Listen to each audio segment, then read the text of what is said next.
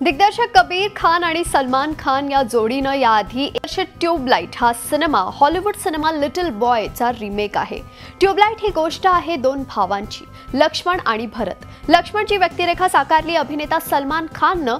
सिनेमात भरतचा अर्थातच सोहेल खानचा मोठा भाऊ आहे। लहानपणीच आई बाबा गेल्यामुळे दोघांचं नातं घट्ट झालंय। दोघंही एकमेकांचे आधार झालेत, एकमेकांशिवाय राहूच शकत नाही। त्यात लक्ष्मण हा डोक्यानं जरा स्लो असल्यामुळे तो पूर्णपणे छोट्या भाऊ भरतवर अवलंबून असतो आणि म्हणूनच बाजूची मुलं त्याला ट्यूबलाइट म्हणून हाक मारतात। कहाणीत मोठा ट्विस्ट तेव्हा येतो जेव्हा भरत आर्मी जॉइन करतो। इंडो चायना युद्धामुळे त्याला लक्ष्मणला सोडून जावं लागतं, ज्यामुळे लक्ष्मण एकटा पडतो। याच दरम्यान बन्ने खान म्हणजेच ओमपुरी लक्ष्मणचा सांभाळ करतात। इंडो चायना वॉरमध्ये अनेक भारतीय सैनिक शहीद होत असताना भरतला परत आणण्यासाठी लक्ष्मणचे प्रयत्न सुरू होतात आणि इथूनच लक्ष्मणचा एक वेगळा प्रवासही सुरू होतो। सलमान खान या नटाला आपण नेहमीच मॅचो रोलमध्ये पाहिलंय। ॲक्शन पॅक्ड भूमिका, मसाले सिनेमे, टिपिकल हिरो अंदाज।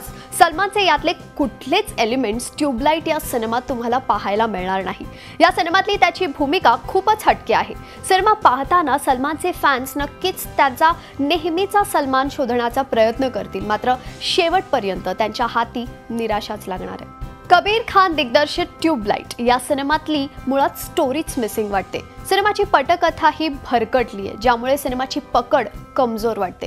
कथा आणि पटकथाच ज्या सिनेमाची दमदार नसेल, तो सिनेमा कसा असेल याचा अंदाज तुम्ही सहज लावू शकता। सिनेमामध्ये इमोशनल एलिमेंट्स भरपूर आहेत, मात्र ते हृदयाला भिडतच नाही आणि याचं खरं फेल्युअर आहे ते या सिनेमाच्या दिग्दर्शकाचं। सलमान खानचा अभिनय ठीकठाक झालाय। यावेळी त्याच्या अभिनयासोबतच त्याचा हा नवा प्रयोगही फसलाय।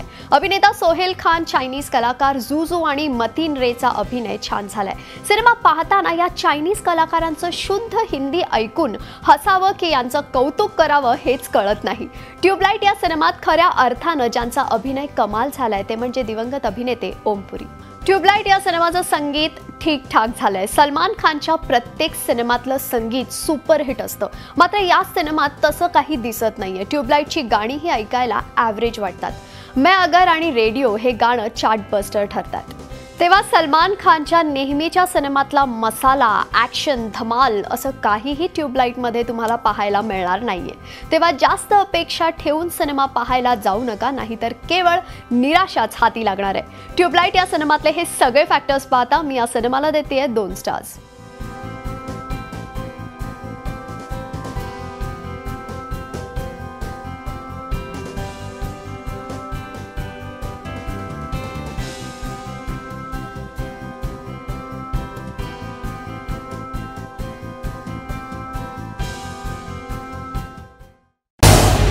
झी 24 तास रहा एक पाऊल पुढे।